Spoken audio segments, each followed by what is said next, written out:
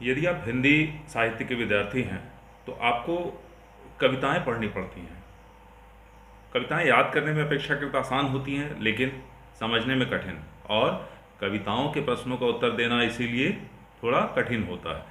तो यदि आपको यह कठिनाई महसूस होती है तो यह वीडियो आपके लिए है।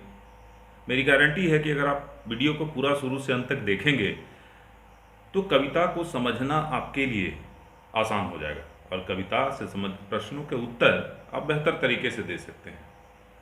तो वीडियो को पूरा देखें और हिंदी साहित्य में कविताओं से संबंधित प्रश्नों का उत्तर देना अपने लिए बिल्कुल आसान करें।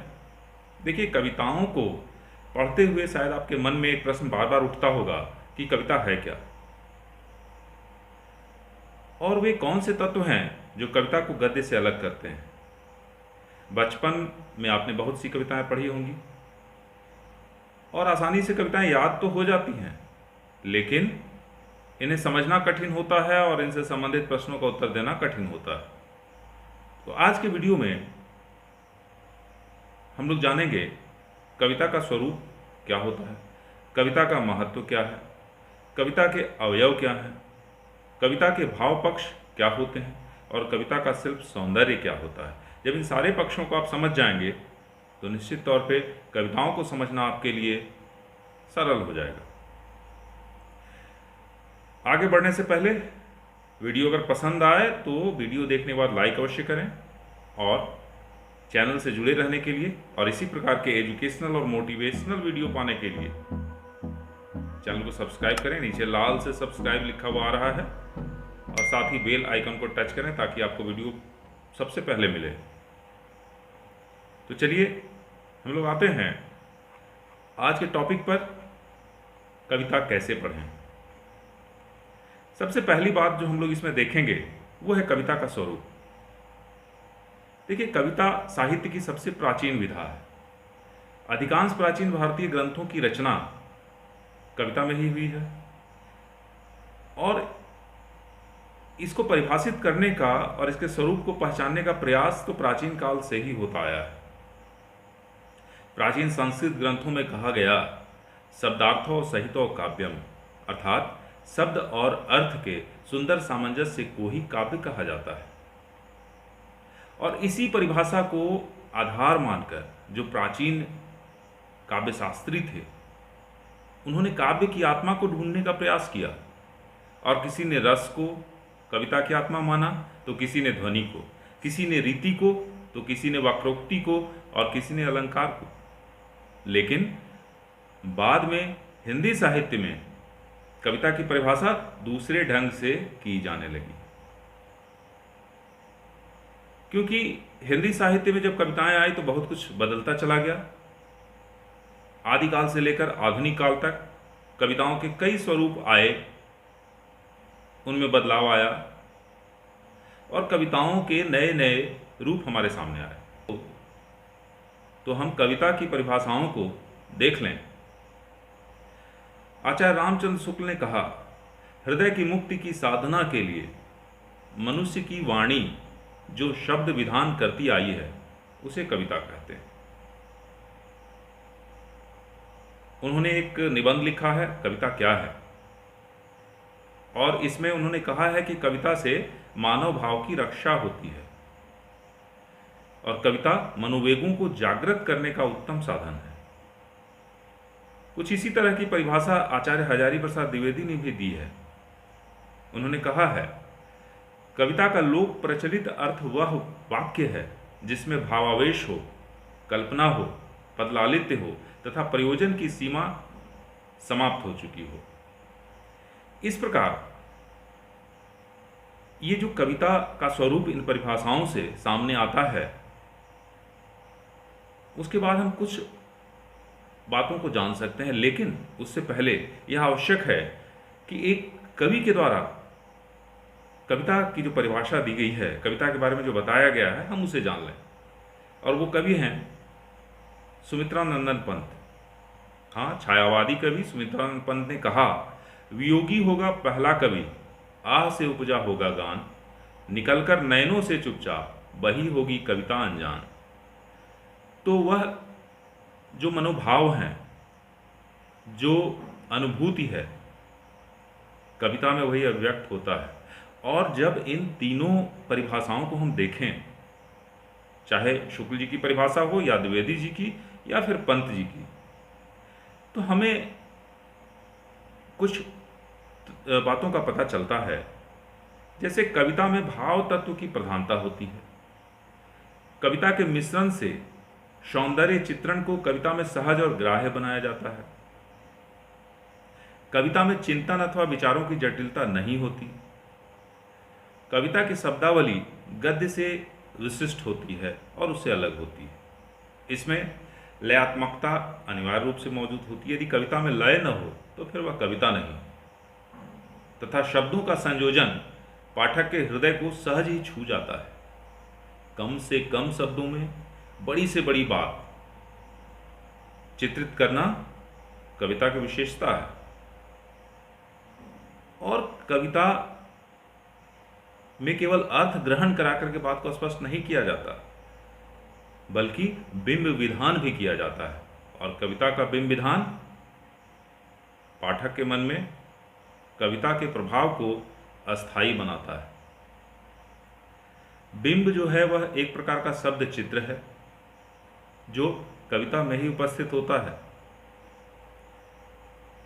और इसी कारण कविता का अर्थ अभिधा की अपेक्षा लक्षणा अर्थात स्थिति की लाक्षणिकता के आधार पर ग्रहण किया जाता है। तो कविताओं में शब्द की लक्षणा शक्ति का प्रयोग दिखाई पड़ता है। अब हम देखते हैं कविता का महत्व। देखिए, कविता अपने मनोभावों को अभिव्यक्त करने का बहुत बेहतर तरीका है, सुंदर तरीका है। तुलसीदास की एक चौपाई या बिहारी के एक दोहे का जितना असर सुनने वाले पर होगा, शायद उतना असर एक कहानी सुनाने से न हो। और कहानी तो बहुत लंबी होती है और दोहे या चौपाई के माध्यम से ही हम उतनी बातों को कुछ क्षणों में आपके सामने रख सकते हैं। कवि बिहारी द्वारा राजा जयसिंह को भेजे गए एक दोहे का असर यह हुआ था कि वे अपनी नवविवाहिता पत्नी के मोह से मुक्त होकर राज्य की रक्षा के लिए निकल पड़े थे। आचार्य रामचंद्र शुक्ल ने भी कहा है, कविता की प्रेरणा से कार्य में प्रवृत्ति बढ़ जाती। देखिए, कविताओं को यद्यपि मनोरंजन का साधन माना जाता है, लेकिन कविता सिर्फ मनोरंजन की वस्तु नहीं है। क्योंकि कविता कम से कम शब्दों में अपनी विशिष्ट भाषा तथा शिल्प सौंदर्य से बातों को स्पष्ट करते हुए चलती है। और बहुत सी बातें उसमें छिपी रहती हैं जिन्हें समझने के लिए उन्हें खोलते रहना आवश्यक होता है।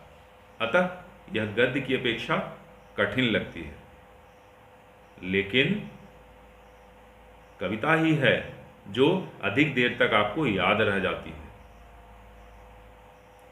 कविता कम से कम शब्दों में जितनी सरल, सुगढ़ और लयात्मक ढंग से अधिक बातें व्यक्त करती हैं, उतना गद्य नहीं कर पाता। इसीलिए कविताएं बहुत महत्वपूर्ण हैं। लयात्मक होने के कारण इसे कहीं भी गुनगुनाया जा सकता है। दूर सुनसान रास्ते में अकेले चला जा रहा राही कविता गुनगुनाकर अपना मनोरंजन कर लेता है। आप यह न समझें कि कविता केवल किताबों और अखबारों में छपी हुई होती है, बल्कि गीत, गजल, फिल्मी धुन, नज्म, शेर, जो कि बड़ा सुनने में आनंद देता है, ये भी कविता के ही विभिन्न रूप हैं। और आप सब अवश्य ही कुछ न कुछ गुनगुनाते रहते होंगे और इसका आनंद लेते होंगे। अब आइए हम देखें कविता के अवयव। कविता के कौन कौन से अवयव हैं। कविता के अवयव से हमारा तात्पर्य उन तत्वों से है जिनसे मिलकर कविता बनती है। प्राचीन काल से ही भारतीय काव्यशास्त्र के अंतर्गत कविता की तुलना एक सुंदर युवती से की गई है और कहा गया है कि शब्दार्थ जिसका शरीर है, अलंकार जिसके आभूषण हैं, रीति शारीरिक अवयवों का गठन है, गुण स्वभाव और रस आत्मा है। इन अवयवों के अलावा छंद को भी काव्य का अवयव माना गया है। इस प्रकार से हम देखें तो पाते हैं कि अलंकार, रीति, गुण, स्वभाव, रस और छंद ये सभी कविता के तत्व माने जाते हैं। लेकिन काव्य के मुख्य रूप से 6 अवयव माने गए हैं। परंतु आधुनिक काल में काव्य का स्वरूप परिवर्तित हो गया। अब कहा जाने लगा कि काव्य का अंतरंग उसका बोध पक्ष या भाव पक्ष है और बहिरंग जो है यानी कला पक्ष जो शिल्प सौंदर्य है, ये दोनों मिल करके ही काव्य को निर्मित करते हैं। तो इस प्रकार से काव्य के अवयवों को 2 भागों में विभाजित करके देखा जा सकता है, भाव पक्ष और कला पक्ष या शिल्प सौंदर्य। तो चलिए हम लोग पहले भाव पक्ष को देखते हैं। भाव पक्ष अगर आप बेहतर तरीके से समझेंगे तो सप्रसंग व्याख्या के प्रश्नों का उत्तर देना आपके लिए आसान होगा, और कला पक्ष को अगर समझेंगे तो शिल्प सौंदर्य के प्रश्नों का उत्तर देना आपके लिए सरल होगा। साथ ही साथ कविता से संबंधित जो प्रश्न पूछे जाते हैं उनको बेहतर तरीके से लिखने के लिए भाव पक्ष समझना जरूरी है। तो आइए हम लोग देखें पहले भाव पक्ष और फिर कला पक्ष या शिल्प सौंदर्य। भाव पक्ष कविता का वह पक्ष है जिसमें कवि का चिंतन, उसकी सोच और उसका संदेश होता है, और इन्हें हम 3 प्रमुख रूपों में देखते हैं: कथ्य, रस और विचार दृष्टि। कथ्य अर्थात कविता में कही गई बात। तो कविता के माध्यम से कवि क्या संदेश देना चाहता है, क्या कहना चाहता है, यही कथ्य है।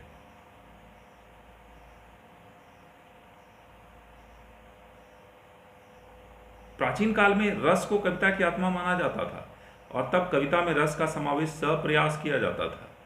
लेकिन आधुनिक काव्य में, आधुनिक कविताओं में रस अपने आप कथ्य और भाषा के कौशल से उत्पन्न हो जाता है।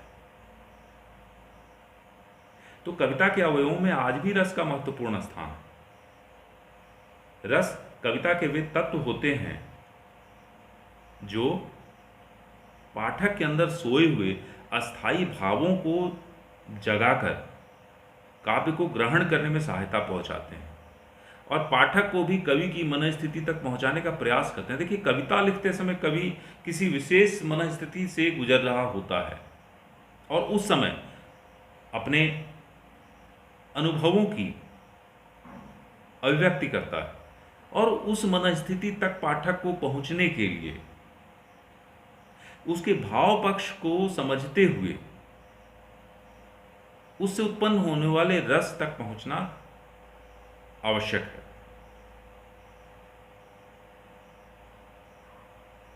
यहां विचार दृष्टि से मतलब है कवि का विचार स्रोत क्या है।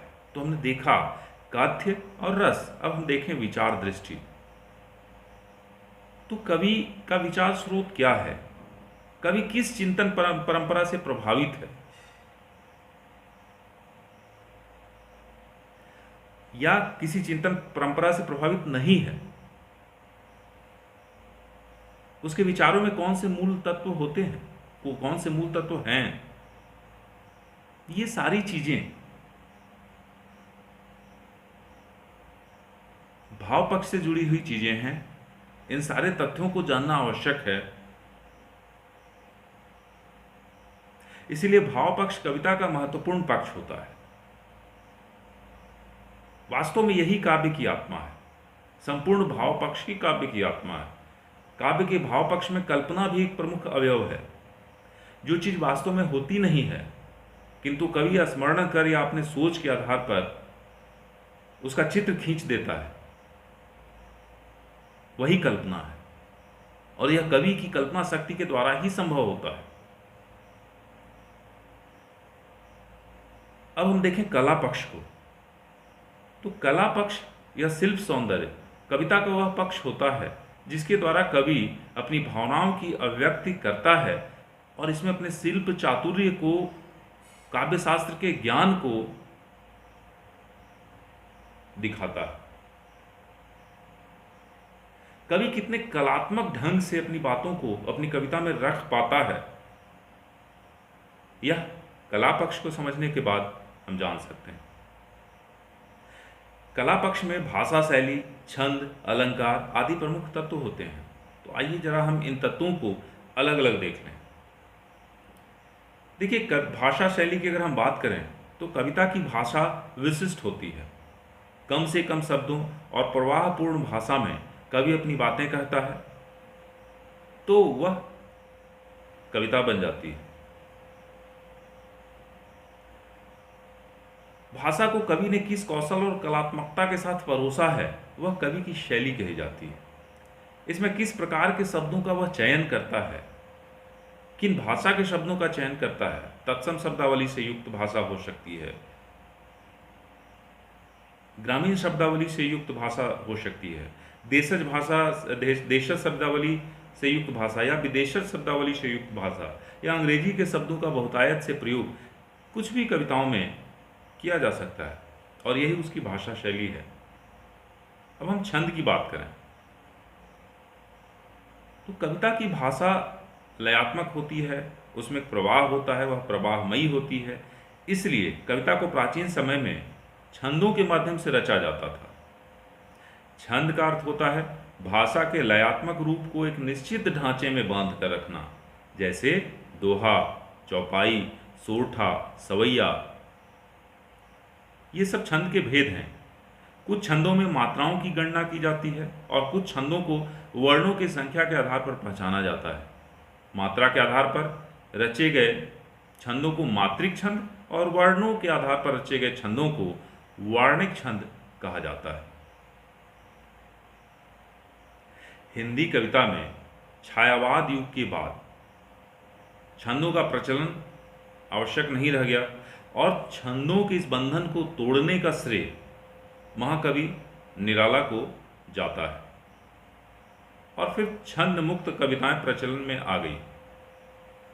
निराला जी खुद कहते हैं, लिखता अबाध गति मुक्त छंद पर संपादक गण निरानंद, पढ़ वापस कर देते सत्वर दे एक पंक्ति दो में उत्तर। लेकिन उस समय तो संपादक एक दो पंक्ति में उत्तर देकर के वापस कर देते थे, लेकिन निराला का यह क्रांतिकारी परिवर्तन आधुनिक काव्य की रीढ़ बन गया और अब तो छंदमुक्त कविताएं ही दिखाई पड़ती हैं। अगर हम कहें कि इससे कविता लिखना आसान हो गया तो अतिशयोक्ति नहीं होगी। अब हम अलंकार की बात करें तो प्राचीन कविता में भाषा के कौशल से कवि अलंकारों का सर्जन सप्रयास करते थे, लेकिन अब अलंकारों पर कवि ध्यान नहीं देते। परंतु ऐसा नहीं है कि अलंकारों की उत्पत्ति नहीं होती। कविताओं में भाषा कौशल, भाव पक्ष और कथ्य की भंगिमा के कारण अलंकारों की सहज उत्पत्ति हो जाती है। आज अलंकार कविता के महत्वपूर्ण अंग भले ही न हो, लेकिन एक अवयव के रूप में अवश्य मौजूद हैं। कुछ अन्य तत्वों को हम देख लें, अवयवों को देख लें, तो हम पाते हैं कि रस, छंद और अलंकारों के अलावे कुछ ऐसी चीज़ें, नई चीज़ें आई हैं जिनका कवि जानबूझकर कविता में लाने का प्रयास करते हैं, जिनमें प्रतीक और बिंब महत्वपूर्ण है। देखिए, प्रतीक का अर्थ है किसी वस्तु के माध्यम से किसी अन्य वस्तु या घटना से संबंधित बात का कहा जाना, यह है प्रतीक। जैसे कि आपने सूरदास का भ्रमर गीत पढ़ा होगा तो उसमें पाया होगा कि गोपियां बार बार भ्रमर शब्द का प्रयोग करती हैं और इसीलिए उसका नाम भ्रमर गीत गया। लेकिन यह जो भ्रमर था वह उलाहना देने के लिए गोपियां उद्धव के लिए प्रतीक के रूप में प्रयोग में लाती हैं। इसी प्रकार बिंब का अर्थ होता है परछाई, अर्थात भाषा कौशल के द्वारा किसी स्थिति का चित्र खींच लेना। तो जब भाषा के द्वारा किसी परिस्थिति या किसी घटना का कवि कुशलतापूर्वक चित्र खींच देता है तो इसे बिंब कहा जाता है। तो इस प्रकार आपने देखा कि कविता के विशिष्ट पक्ष जो हैं वो क्या होते हैं, और अब तक आपको यह ज्ञात हो गया कि कविता का स्वरूप क्या होता है, कविता का महत्व क्या होता है, कविता के अवयव क्या हैं, कविता का भाव पक्ष क्या है, और कविता का शिल्प सौंदर्य क्या है।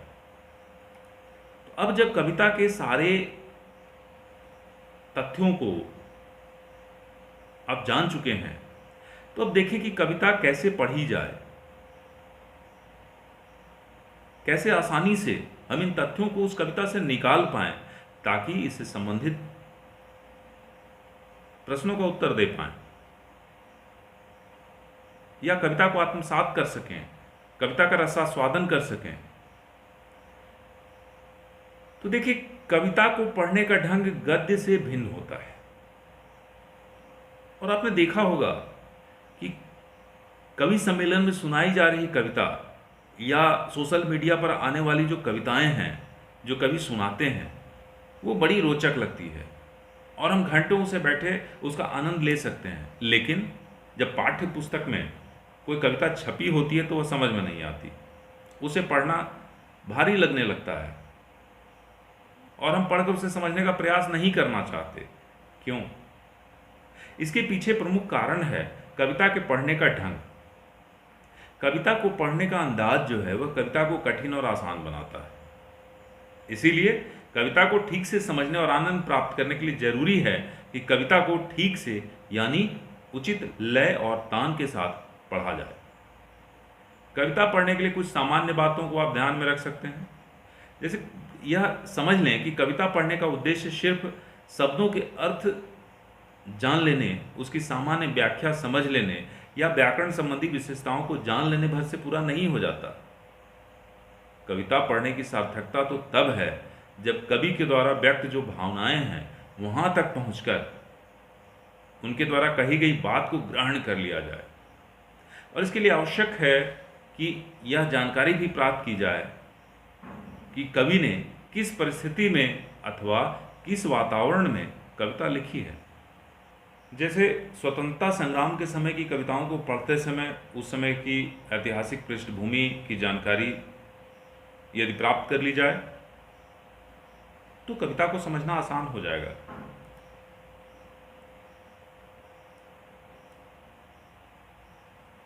इसी प्रकार कोई भी कविता पढ़ते समय अगर संभव हो तो कविता के रचयिता यानी कवि का संक्षिप्त परिचय भी अवश्य प्राप्त कर लें। इससे कविता में जो निहित रस है, विचार दृष्टि है और भावनात्मक जो तत्व हैं उन्हें समझने में आसानी होती है। देखिए, कोई भी कवि या साहित्यकार अपने जीवन संदर्भों से अलग हटकर रचनाएं नहीं करता। वह जो देखता है, वह जो सुनता है, वह जो अनुभूति करता है, उसे ही अपनी रचनाओं के माध्यम से अभिव्यक्त करता है। इसीलिए साहित्य को किसी साहित्यकार की रचना को समझने के लिए संक्षेप में उस रचनाकार की जानकारी लेनी आवश्यक है। कविता का सस्वर पाठ किया जाना चाहिए। इससे उचित यति, गति, लय आदि से कविता के अर्थ स्वतः खुलने लगते हैं और छोटी मोटी जटिलताएं जो हैं वो अपने आप समाप्त हो जाती हैं। कविता के कला पक्ष को समझने के लिए भाषा, छंद, अलंकार, प्रतीक, बिंबों का ज्ञान भी आवश्यक है। तभी कविता को बेहतर तरीके से आप समझ सकते हैं।